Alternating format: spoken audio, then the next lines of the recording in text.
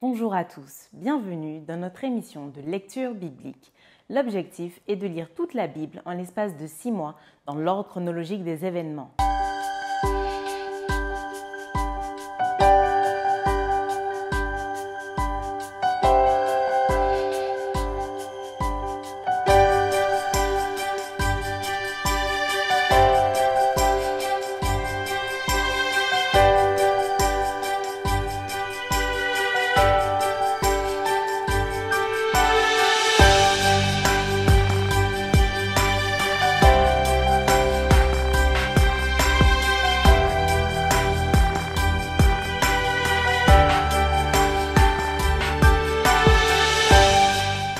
Cette émission vous est proposée par l'Église adventiste du 7e jour d'Évry. Si vous voulez suivre ce plan, vous pouvez cliquer sur le lien dans la description. N'hésitez pas à vous abonner à notre chaîne Évry Adventiste afin de recevoir toutes les nouvelles vidéos de lecture. Et n'hésitez pas à poser toutes vos questions dans les commentaires. Aujourd'hui, nous lirons le livre de Matthieu au chapitre 2, puis le livre de Luc au chapitre 2 du verset 39 à 52. Ensuite, le livre de Matthieu au chapitre 3, le livre de Marc chapitre 1er et nous terminerons par le livre de Luc au chapitre 3. Matthieu chapitre 2. Jésus, étant né à Bethléem en Judée au temps du roi Hérode, voici des mages d'Orient arrivèrent à Jérusalem et dirent : Où est le roi des Juifs qui vient de naître ? Car nous avons vu son étoile en Orient et nous sommes venus pour l'adorer. Le roi Hérode, ayant appris cela, fut troublé et tout Jérusalem avec lui. Il assembla tous les principaux sacrificateurs et les scribes du peuple et il s'informa auprès d'eux où devait naître le Christ.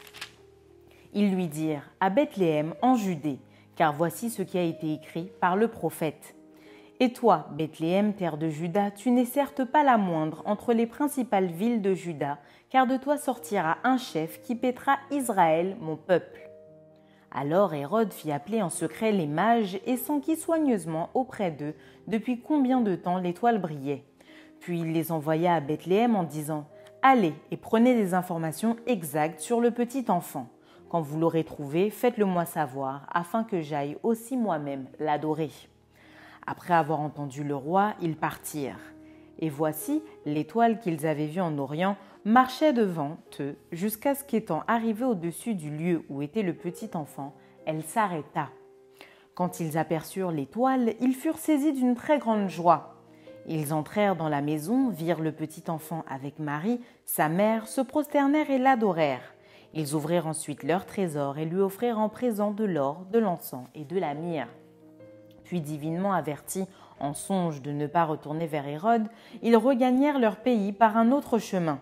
Lorsqu'ils furent partis, voici un ange du Seigneur apparut en songe à Joseph et dit : Lève-toi, prends le petit enfant et sa mère, fuis en Égypte et reste-y jusqu'à ce que je te parle, car Hérode cherchera le petit enfant pour le faire périr.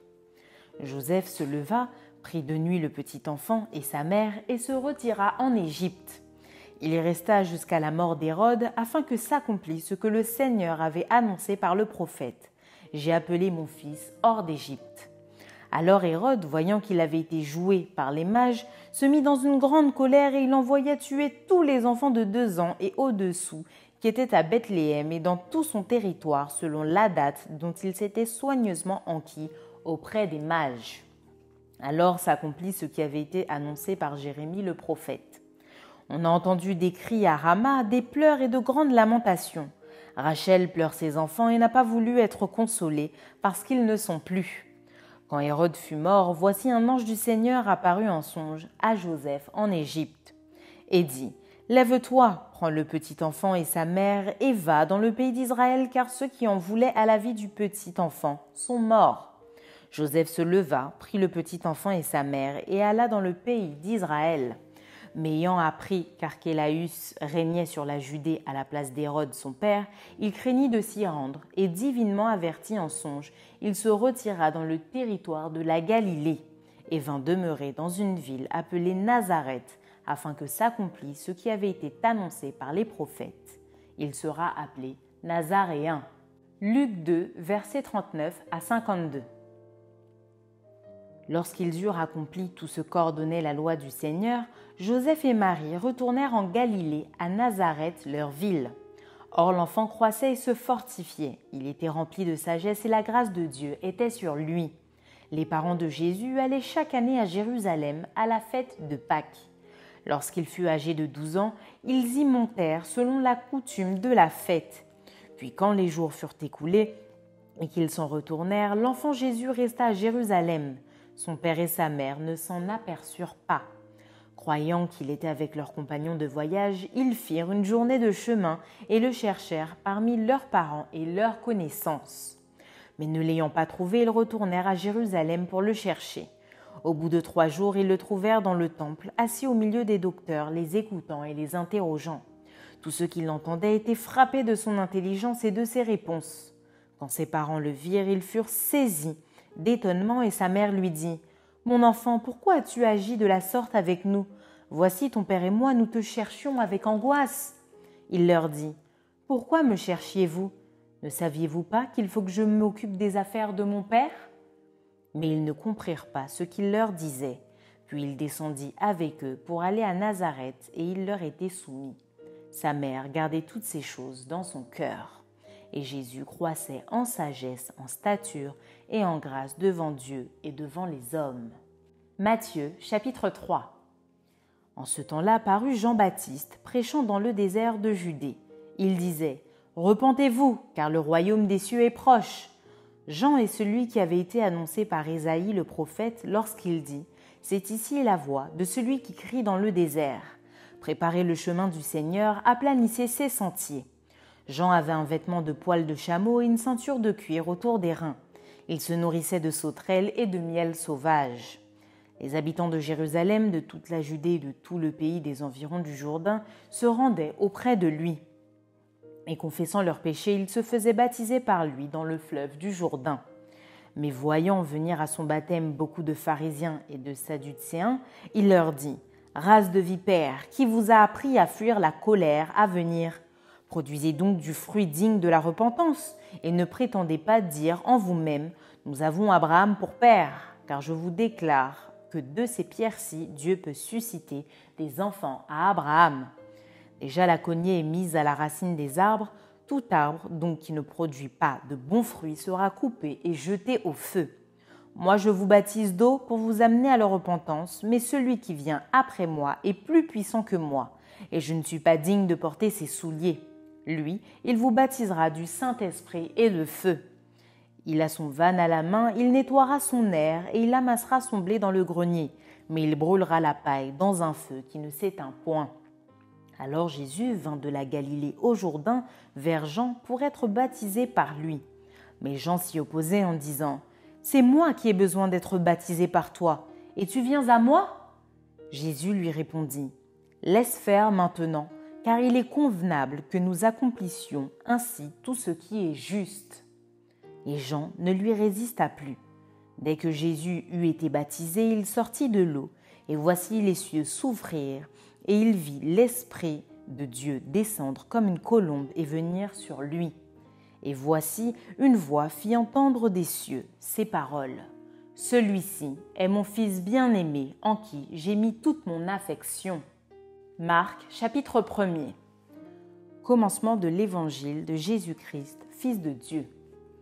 Selon ce qui est écrit dans Ésaïe le prophète, « Voici, j'envoie devant toi mon messager qui préparera ton chemin. » C'est la voix de celui qui crie dans le désert, « Préparez le chemin du Seigneur, aplanissez ses sentiers. » Jean parut, baptisant dans le désert et prêchant le baptême de repentance pour la rémission des péchés. Tout le pays de Judée et tous les habitants de Jérusalem se rendaient auprès de lui et confessant leurs péchés, ils se faisaient baptiser par lui dans le fleuve du Jourdain. Jean avait un vêtement de poil de chameau et une ceinture de cuir autour des reins. Il se nourrissait de sauterelles et de miel sauvage.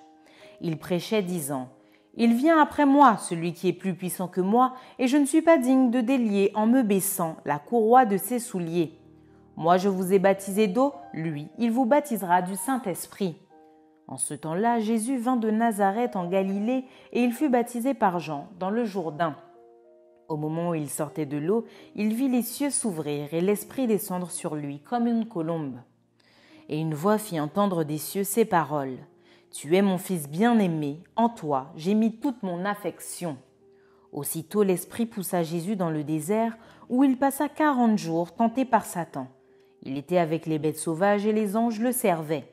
Après que Jean eut été livré, Jésus alla dans la Galilée prêchant l'évangile de Dieu. Il disait : « Le temps est accompli et le royaume de Dieu est proche. Repentez-vous et croyez à la bonne nouvelle. » Comme il passait le long de la mer de Galilée, il vit Simon et André, frères de Simon, qui jetaient un filet dans la mer, car ils étaient pêcheurs. Jésus leur dit : « Suivez-moi, et je vous ferai pêcheurs d'hommes. » Aussitôt ils laissèrent leur filet et le suivirent. Étant allé un peu plus loin, il vit Jacques, fils de Zébédée, et Jean, son frère, qui eux aussi étaient dans une barque et réparaient les filets. Aussitôt, il les appela et laissant leur père Zébédée dans la barque avec les ouvriers, ils le suivirent. Ils se rendirent à Capernaum. Et le jour du sabbat, Jésus entra d'abord dans la synagogue et il enseigna. Ils étaient frappés de sa doctrine car il enseignait comme ayant autorité et non pas comme les scribes. Il se trouva dans leur synagogue un homme qui avait un esprit impur et qui s'écria : « Qu'y a-t-il entre nous et toi, Jésus de Nazareth ? Tu es venu pour nous perdre. Je sais qui tu es, le Saint de Dieu. » Jésus le menaça, disant : « Tais-toi et sors de cet homme. » Et l'esprit impur sortit de cet homme en l'agitant avec violence et en poussant un grand cri. Tous furent saisis de stupéfaction, de sorte qu'ils se demandaient les uns aux autres : « Qu'est-ce que ceci ? Une nouvelle doctrine ? Il commande avec autorité même aux esprits impurs et ils lui obéissent. » Et sa renommée se répandit aussitôt dans tous les lieux environnants de la Galilée. En sortant de la synagogue, ils se rendirent avec Jacques et Jean à la maison de Simon et André. La belle-mère de Simon était couchée, ayant la fièvre, et aussitôt on parla d'elle à Jésus. S'étant approché, il la fit lever en lui prenant la main, et à l'instant, la fièvre la quitta, puis elle les servit. Le soir, après le coucher du soleil, on lui amena tous les malades et les démoniaques, et toute la ville était rassemblée devant sa porte. Il guérit beaucoup de gens qui avaient diverses maladies. Il chassa aussi beaucoup de démons et il ne permettait pas aux démons de parler parce qu'ils le connaissaient. Vers le matin, pendant qu'il faisait encore très sombre, il se leva et sortit pour aller dans un lieu désert où il pria. Simon et ceux qui étaient avec lui se mirent à sa recherche.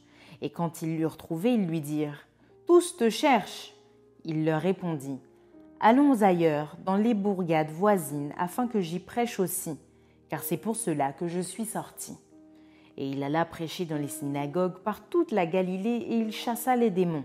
Un lépreux vint à lui et se jetant à genoux, il lui dit d'un ton suppliant : « Si tu le veux, tu peux me rendre pur. » Jésus, ému de compassion, étendit la main, le toucha et dit : « Je le veux, sois pur. » Aussitôt la lèpre le quitta et il fut purifié. Jésus le renvoya sur le champ avec de sévères recommandations et lui dit : « Garde-toi de rien dire à personne, mais va te montrer au sacrificateur et offre pour ta purification ce que Moïse a prescrit, afin que cela leur serve de témoignage. » Mais cet homme, s'en étant allé, se mit à publier hautement la chose et à la divulguer, de sorte que Jésus ne pouvait plus entrer publiquement dans une ville. Il se tenait dehors, dans des lieux déserts, et l'on venait à lui de toutes parts. Luc, chapitre 3. La 15e année du règne de Tibère César, lorsque Ponce Pilate était gouverneur de la Judée, Hérode, tétrarque de la Galilée, son frère Philippe, tétrarque de l'Ithurée et du territoire de la Trachonique, Lysianas, tétrarque de l'Abilène et du temps des souverains sacrificateurs Anne et Caïphe, la parole de Dieu fut adressée à Jean, fils de Zacharie, dans le désert. Et il alla dans tout le pays des environs du Jourdain, prêchant le baptême de repentance pour la rémission des péchés, selon ce qui est écrit dans le livre des paroles d'Ésaïe, le prophète. C'est la voix de celui qui crie dans le désert : « Préparez le chemin du Seigneur, aplanissez ses sentiers. » Toute vallée sera comblée, toute montagne et toute colline seront abaissées. Ce qui est tortueux sera redressé et les chemins raboteux seront aplanis. Et toute chair verra le salut de Dieu. Il disait donc à ceux qui venaient en foule pour être baptisés par lui : Race de vipères, qui vous a appris à fuir la colère à venir? Produisez donc des fruits dignes de la repentance et ne vous mettez pas à dire en vous-même « Nous avons Abraham pour père », car je vous déclare que de ces pierres, Dieu peut susciter des enfants à Abraham. Déjà même la cognée est mise à la racine des arbres. Tout arbre donc qui ne produit pas de bons fruits sera coupé et jeté au feu. La foule l'interrogeait, disant « Que devons-nous donc faire ?» Il leur répondit que celui qui a 2 tuniques partage avec celui qui n'en a point, et que celui qui a de quoi manger agisse de même. Il vint aussi des publicains pour être baptisés, et ils lui dirent « Maître, que devons-nous faire ?» Il leur répondit « N'exagérez rien au-delà de ce qui vous a été ordonné. » Les soldats aussi lui demandèrent « Et nous, que devons-nous faire ?» Il leur répondit « Ne commettez ni extorsion, ni fraude envers personne, et contentez-vous de votre solde. » Comme le peuple était dans l'attente et que tous se demandaient en eux-mêmes si Jean n'était pas le Christ, il leur dit à tous « Moi je vous baptise d'eau, mais il vient celui qui est plus puissant que moi, et je ne suis pas digne de délier la courroie de ses souliers. Lui, il vous baptisera du Saint-Esprit et de feu. » Il a son vanne à la main, il nettoiera son aire et il amassera le blé dans son grenier, mais il brûlera la paille dans un feu qui ne s'éteint point. C'est ainsi que Jean annonçait la bonne nouvelle au peuple en lui adressant encore beaucoup d'autres exhortations. Mais Hérode le tétrarque, étant repris par Jean au sujet d'Hérodias, femme de son frère, et pour toutes les mauvaises actions qu'il avait commises, ajouta encore à toutes les autres celle d'enfermer Jean dans la prison. Tout le peuple se faisant baptiser, Jésus fut aussi baptisé, et pendant qu'il priait, le ciel s'ouvrit, et le Saint-Esprit descendit sur lui sous une forme corporelle comme une colombe. Et une voix fit entendre du ciel ces paroles : « Tu es mon Fils bien-aimé, en toi j'ai mis toute mon affection. » Jésus avait environ 30 ans lorsqu'il commença son ministère, étant comme on le croyait, fils de Joseph, fils d'Élie, fils de Mathat, fils de Lévi, fils de Melchi, fils de Janaï, fils de Joseph, fils de Mattanias, fils d'Amos, fils de Naoum, fils d'Élie, fils de Nagaï, fils de Mahat, fils de Mattathias, fils de Séméi, fils de Zochek, fils de Joda, fils de Johanan, fils de Réza, fils de Zorobabel, fils de Salatiel, fils de Néri, fils de Melchi, fils d'Adi, fils de Kosam, fils d'Almadam, fils d'Er, fils de Jésus, fils d'Éliézer, fils de Jorim, fils de Mathat, fils de Lévi, fils de Siméon, fils de Judas, fils de Joseph, fils de Jonam, fils d'Eliakim, fils de Méléa, fils de Ména, fils de Matata, fils de Nathan, fils de David, fils d'Isaïe, fils de Jobed, fils de Bouz, fils de Salmon, fils de Naasson, fils d'Aminadab, fils d'Admin, fils d'Arni, fils d'Esrom, fils de Phares, fils de Judas, fils de Jacob, fils d'Isaac, fils d'Abraham, fils de Tara, fils de Nachor, fils de Sérug, fils de Rago, fils de Phalek, fils d'Héber, fils de Sala, fils de Caïnam, fils d'Arphachad, fils de Sem, fils de Noé, fils de Lamech, fils de Mathusala, fils d'Enoch, fils de Jared, fils de Malaléel, fils de Caïnan, fils d'Énos, fils de Seth, fils d'Adam, fils de Dieu. Merci d'avoir partagé cette lecture avec nous. Je vous donne rendez-vous demain, si Dieu veut, pour un nouvel épisode.